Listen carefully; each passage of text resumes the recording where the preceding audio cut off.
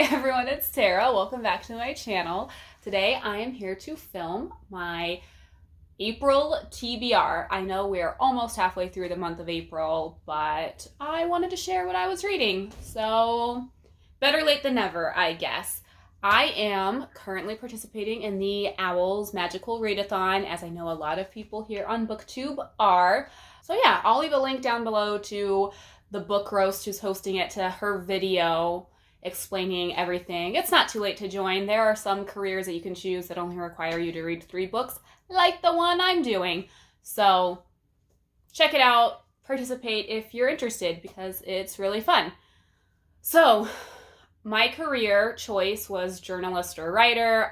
With that, you only have 2 required subjects, history of magic and Muggle studies. I need my notebook. Be right back. The notebook I need is in another room.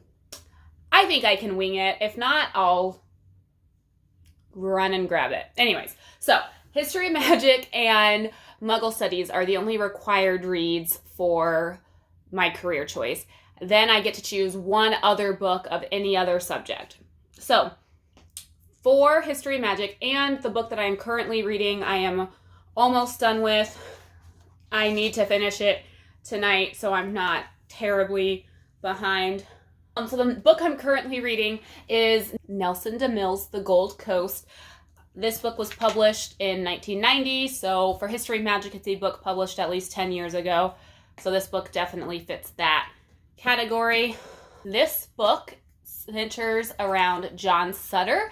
He is a lawyer who lives in Long Island. He married into a very wealthy family, but he has his own money as well.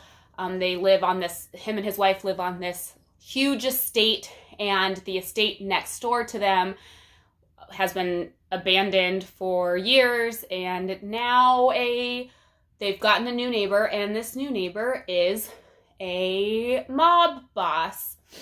So the mob boss moves in next door. His name is Frank Bellarosa.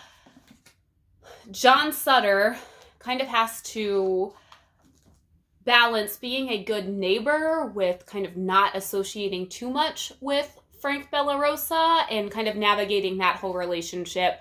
Something happens in the book and John Sutter realizes maybe being friendly with the mob boss might not be all bad.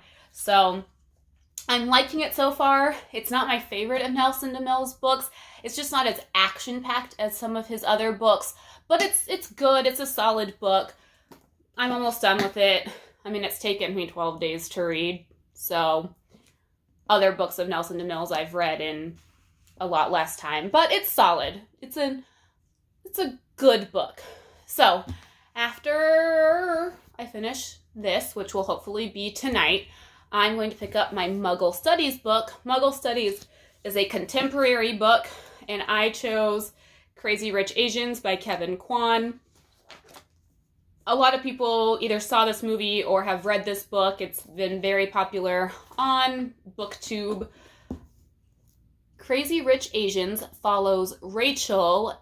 Rachel has been invited to spend the summer with her boyfriend's family in Singapore, and she thinks that it's just going to be a normal summer with her boyfriend's family until she finds out that her boyfriend's family is crazy rich. They live in a house that could be a palace, and on top of everything else, her boyfriend is the most eligible bachelor in Singapore. So it kind of follows her experience and her adventures in Singapore. I think I'm going to read this pretty quickly. I hope so, because I took so long with the Gold Coast. I hope I can devour this one pretty quickly. After Crazy Rich Asians, I'm 99% sure I'm going to move on to my Charms textbook, which Charms is read an adult book, and I chose Daisy Jones and the Six for that by Taylor Jenkins Reid.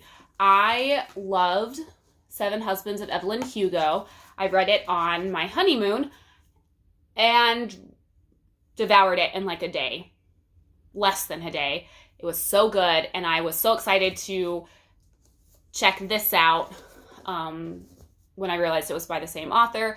I'm really hoping that I love it because I would love to have a new author that I just instantly go and buy any book that they come out with, no matter what. So I'm really hoping that I love this. I've heard really good things about it, so I'm hoping I love it. Assuming that I get through these 3, which I really want to. I really want to have my first ever readathon that I'm participating in be successful. If I have room for one more book, I'm torn between a couple. I chose a book for every subject for this readathon just because I'm very much a mood reader.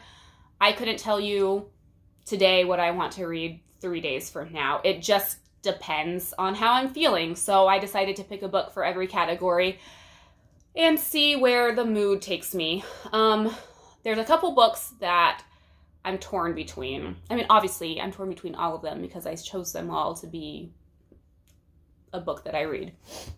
I really want, what I really wanted to read was my potions book. Potions is the next ingredient or the next book in a series.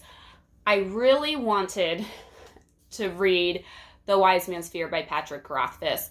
I finished Name of the Wind in March. I think I finished it on March 31st. And I didn't know how I was going to like it. My husband had been begging me to read it for months. I finally read it, and I really enjoyed it. I think I gave it 4 or 4.5 stars. The problem with this book is how long it is. It's 1,100 pages, and it would take me an entire month just to read this. So while this is the book that I would want to read, I just don't think it's going to happen. So I'll probably, if I finish The Gold Coast, Crazy Rich Asians, and Daisy Jones and the Six, and it's April 28th or 29th, I will probably pick this up and just carry this over into May. So that's a good option. The other book that I really think I want to turn to is my Care of Magical Creatures book. Care of Magical Creatures is a book with a land animal on the cover. I have The Storm Testament by Lee Nelson. There's a horse and a bear on the cover, so I met that requirement. I have had this book on my bookshelf probably since I was 9 or 10. I got the entire series as Christmas and birthday presents from my grandparents over the span of a couple of years, and I've never picked it up. I don't know how I'm going to like it, but I figured now's a good time to check it out and see if I can either keep this book on my bookshelf and the entire series on my bookshelf, or if I should pass it along. So I should really get to that. The other books that I can choose from, the other books that I put on my TBR are my astronomy book is The Fault in Our Stars by John Green. Astronomy is read a book with stars in the title. My divination book, divination is a book set in the future, is Empire by Orson Scott Card. My Defense Against the Dark Arts book, Defense Against the Dark Arts is a book that starts with the letter R. Mary Higgins Clark, Remember Me. Transfiguration is a book with either sprayed edges or a red cover. I don't own a book with sprayed edges, so I chose a red cover, and it's Wicked Appetite by Janet Ivanovich. For Arithmancy, which is a book written by more than one author, I chose The Wife Between Us by Greer Hendricks and Sarah Pekkanen. For Herbology, it is a book with a plant on the cover. I chose The Husband's Secret by Leanne Moriarty. I need to figure out how to say her name, but The Husband's Secret. And then for Ancient Runes, which is a retelling, I chose Hunted by Megan Spooner. And I think that's all of them. 1, 2, 3, 4, 5, 6, 7, 8, 9, 10, 11, 12. Yes. So that is my Magical Readathon TBR. I will at least read 3 books. Hopefully I'll get through a few more. I'm thinking about doing a 24-hour readathon at some point just to hopefully crush through some of it. It'll probably be the end of the month. I have the last Saturday of the month off from my second job. So if I'm really short on time and have a lot to read, I might do a 24-hour readathon. I'm playing with the idea. So anyways, That is my OWLS Magical Readathon TBR. If you are participating, let me know. Let me know what career you chose. Let me know how you're doing. I'd love to hear and keep track and see what's going on and see how everybody's progressing in their OWLS. So until next time, happy reading. Bye!